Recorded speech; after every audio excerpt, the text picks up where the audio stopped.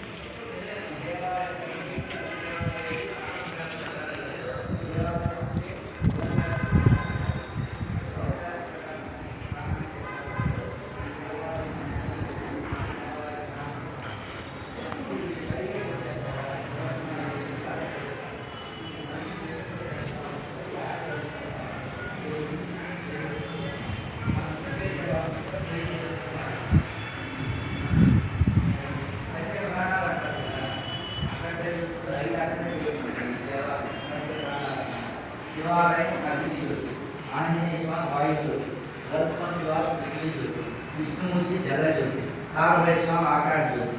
ఈ 5 తత్వాలతోనే శరీరం ఏర్పడిందని చెప్తారు కదా. అందుకని ఇక్కడ ఈ 5 తత్వాలకి 5 జ్యోతులు ఉన్నాయన్నమాట. మరి శివాలయానికి మన త్రినేత్రాలు అంటారు కదా, శివాలయానికి విష్ణాలయానికి 3 వాకిలు ఉంటాయి. శాస్త్రలింగేశ్వర స్వామి మన తలలో యోగ శాస్త్ర ప్రకారం శాస్త్రకాల పద్మం ఉంది అంటారు. విన్నారు ఎక్కడన్నా మీరు? వ్యవశాస్త్ర ప్రకారం సహస్ర పద్మం ఉందంట. అలాగే ఇక్కడ శివాలయంలో సహస్రలింగాలు ఉన్నాయి. ఈ సహస్రలింగాలు చూస్తూ ప్రదక్షిణ చేస్తే సాక్షాత్తు శివుడు ప్రదక్షిణ చేసినంత ఫలితం వస్తుంది. అలాగే మనం చూస్తూ ప్రదక్షిణ చేస్తాగా తలలో ఉన్న సహస్రదళ పద్మం కూడా చైతన్యవంతం అవుతుంది అనమాట. ఆ పద్మానికి కూడా అంత శక్తి వస్తుంది అనమాట. అలాంటి విశేషమైన దేవాలయం. మరి దశేంద్రియాలు అంటారు కదా, విష్ణుమూర్తి యొక్క 10 అవతారాలు ఈ దేవాలయంలో ఉన్నాయి. ఈ దశేంద్రియాలు విష్ణుమూర్తి 10 అవతారాలు చూస్తూ ప్రదక్షిణ చేస్తే సాక్షాత్తు విష్ణుమూర్తి ప్రదక్షిణ చేసినంత ఫలితం వస్తుంది అనమాట. సప్త స్థానాలు అంటారు. 7వ స్థానంలో శివుడు మూల విరాట్ ఉంటాడు. అక్కడ నిత్యం గంధంతో అభిషేకం జరుగుతుంది. హృదయ స్థానంలో పాదుకలు ఉంటాయి. అక్కడ రోజు నిత్య నైవేద్య దీపారాధన హృదయ స్థానంలో అభివృద్ధి అనమాట. ఇట్లా ప్రతిదీ యోగ శాస్త్ర ప్రకారమే నిర్మించారు ఈ దేవాలయం. మరి ఇదివరకు పెద్దలు ఏంటంటే ఇంట్లో చెప్పి మేము కాశీకి వెళ్ళిపోతున్నాం అని అంటే అప్పచెప్పి వెళ్ళేవాడు, బాధ్యతలన్నీ అప్పచెప్పేవాడు. అంటే ఇంకే కాశీ వెళ్తే అది తిరిగి రారని అనమాట. అక్కడికి ఎందుకు వెళ్ళాలి, అక్కడికి వెళ్తే అక్కడ వెళ్ళిపోతే మోక్షం వస్తుందని చెప్పి అక్కడికి వెళ్తారనమాట. మరి పొన్నూరు కూడా దక్షిణ కాశీ అంటారు. ఎందుకంటే ఇక్కడ చనిపోయినా కానీ మోక్షం వస్తుంది అనమాట. అందుకని దక్షిణ కాశీ అంటారు.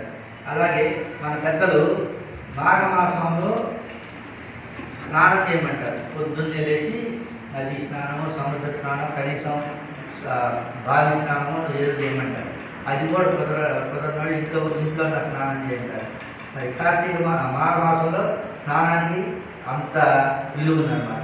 అలాగే కార్తీక మాసం వస్తే ఏం చెప్తారు, ఆ నెలల్లో దీపారాధన చేయమని చెప్తారు. నెలల్లో దీపారాధన చేయమంటే అది కూడా కుదరని ఏం చేస్తారంటే ఒక రోజన్నా చేయరా అంటారు. అంటే కార్తీక మాసంలో దీపారాధనకి అంతటి విశేషమైన ఫలితం ఉంటుంది. అది కూడా కుదరని వాళ్ళు ఏం చేస్తారు చెప్పండి మీరు?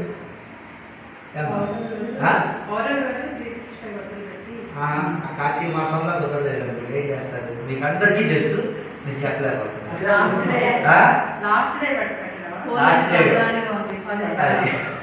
అది కార్తీక మాసం వెళ్ళిపోద్దిగా మరి పోలీస్ వర్గానికి పంపిస్తారు. అంతటి విశేషమైన ఫలితం అనమాట దీపారాధన చేస్తే. కార్తీక మాసంలో కుదరని వాళ్ళకి పాడ్యం రోజున, తర్వాత అమావాస్య పాడ్యం రోజున పోలీస్ వర్గానికి పంపిస్తారు. అంటే దీపారాధనకి స్వర్గానికి వెళ్ళేంత ఫలితం వస్తుంది అనమాట. అలాంటిది ఇక్కడ 54 సంవత్సరాల నుంచి 46 సంవత్సరాల నుంచి వెళ్తున్న అఖండ జ్యోతులకి ఆవు నెయ్యి మీరు ఎంత సమర్పించుకున్నా మీకు కూడా అంతే ఫలితం వస్తుంది అనమాట. అంత విశేషమైన ఫలితం ఈ అఖండ జ్యోతి. మీకు అవకాశం ఉంటే 600 రూపాయలైతే 1 కిలో ఆవు నెయ్యి వస్తుంది. మీ డబ్బులు ఉన్నంతసేపు మీ అఖండ జ్యోతి ఆవు నెయ్యి వెలుగుతూ ఉంటుంది అనమాట. మన శక్తి కొలది, మనసు కొలది ఎంతైనా సమర్పించుకోవచ్చు. మీ గోత్రనామాలు చదివి వడ్డిస్తాం, ఫలితం కూడా అలాగే వస్తుంది. కాశీకి వెళ్ళి చనిపోతేనే అక్కడ మోక్షం వస్తుంది అనుకున్నారు. అలాంటి పొన్నూరులో కూడా దక్షిణ కాశీ అంటారు. ఇక్కడ చనిపోయినా మోక్షం. అలాంటి విశేషమైన క్షేత్రంలో విశేషమైన ఫలితం వస్తుంది అక్కడ ఆవు నెయ్యి సంబంధించి.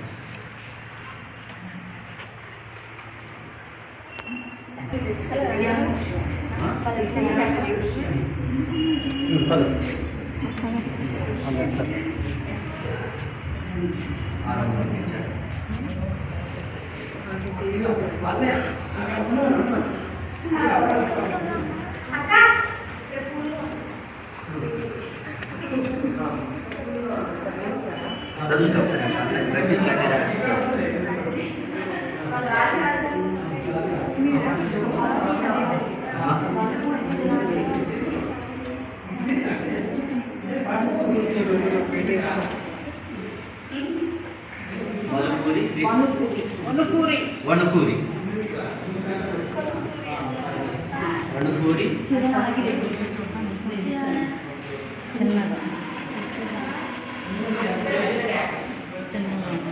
ఎవరమ్మా?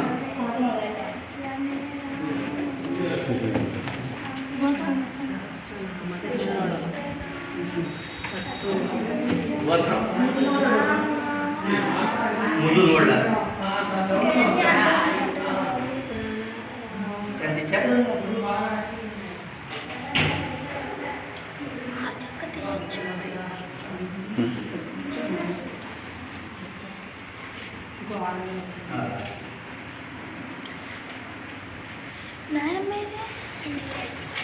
ఇదిగో